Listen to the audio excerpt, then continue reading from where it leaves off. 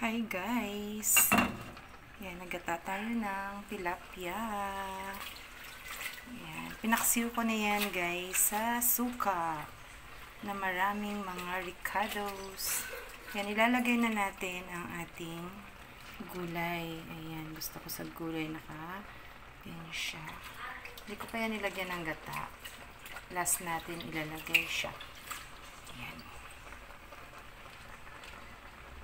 Charang! Ayan ang ating gulay. See. Then, ilalagay na natin ang ating gata, guys. Diyan, sa gilid-gilid lang. Ayan. Lagyan din natin ang ating gulay. Ayan. Purong gata yan, guys. Puro.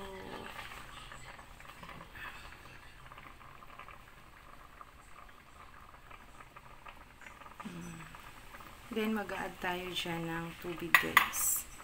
O, dagdagan natin siya ng tubig para talaga naman suwabe ang sarap.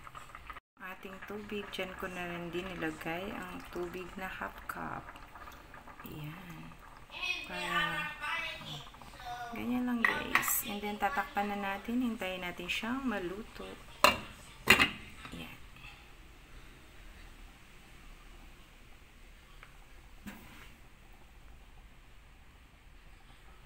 Ayan, ipapasilip ko sa inyo ang ating ginataang tilapia. Ayan, luto na siya, guys. Look, napakasarap, yummy. Ayan, i-off ko na yan. Luto na siya, guys. Kain na tayo.